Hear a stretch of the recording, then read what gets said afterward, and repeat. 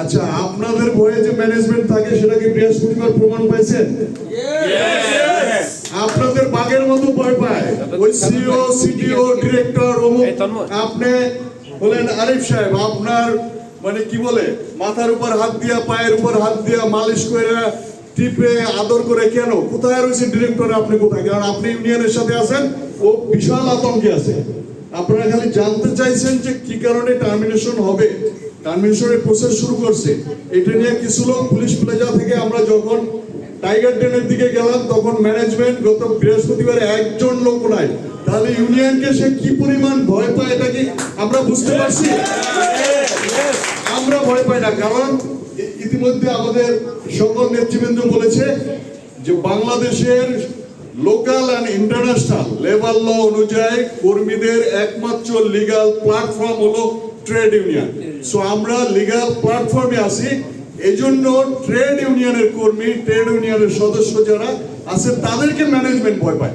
আমরা কখনো ভয় পাওয়ার তো আমাদের কোনো সুযোগ নেই, কারণ নাই, কারণ আমরা এখানে কাজ করতে আসছি, এখানে ভয়ের কিছু নাই। কেউ আছে আমার সুপিরিয়র, কাজ করে দিতেছি নির্দেশ, এখানে ভয়ের তো কোনো বিষয় নাই। কিন্তু তারা ভয় পায় কারণ আমরা রাইটের জন্য দাঁড়াই।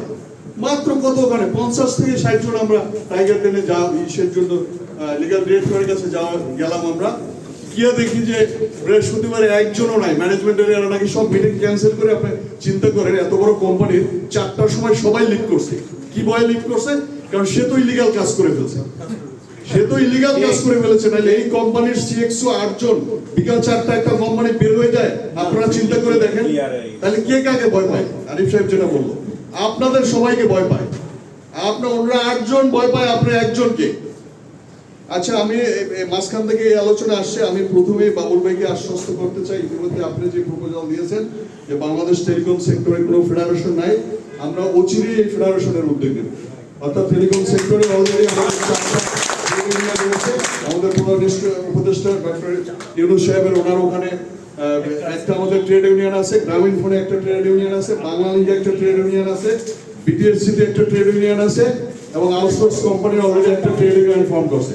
সো আমরা কিন্তু 5টা ট্রেড ইউনিয়ন এখন হলে এটা ন্যাশনাল ফেডারেশন। আপনারা অনেকেই দীর্ঘদিন ট্রেড ইউনিয়নে না থাকার কারণে এই টার্মটা বুঝতেছেন না যে ন্যাশনাল ফেডারেশন কি। ন্যাশনাল ফেডারেশন হলো সরকারের ডিসিশন মেকিং এ শ্রমিকদের নিয়ে আইন মন্ত্রণালয়, সংসদ, এসব জায়গায় যে কমিটি থাকে প্রত্যেকটা সেক্টর থেকে প্রতিনিধি নেওয়া হয়। তো আমাদের এই ফেডারেশন না থাকার কারণে আমাদের টেলিকম সেক্টর থেকে কথা বলার কিন্তু কোনো প্রতিনিধি নেই। আমাদের টেলিকমের কোনো সুবিধা অসুবিধা বলার জন্য মিনিস্ট্রিতে কোনো প্রতিনিধি নেই। বাবুল ভাই সেটা বোঝাতে চাইছে, আমি খুব, কেন আমি তো আমাদের ভিতরে বিষয়টা বুঝি, আমরা সবাই ট্রেড ইউনিয়নের সাথে ওই লেভেলে সম্পৃক্ত অনেকেই না, এই জন্য বুঝতেছে না। তো উনি যেটা ফেডারেশন বলছে, আমাদের এই ফেডারেশনটা হয়ে গেলে আমরা মিনিস্ট্রির প্রত্যেকটা কমিটিতে থাকবো, সেখানে আমরা কথা বলতে পারবো। এটা গেল বাবুল ভাইয়ের জন্য কমপ্লায়েন্স। কোন কোম্পানির সঙ্গে কোন কোম্পানির কমপ্লায়েন্স যেটাই তৈরি করুক ম্যানেজমেন্ট, সেটা বাংলাদেশে যেটা বেসিক ল আছে তার বাইরে যেতে পারবে না।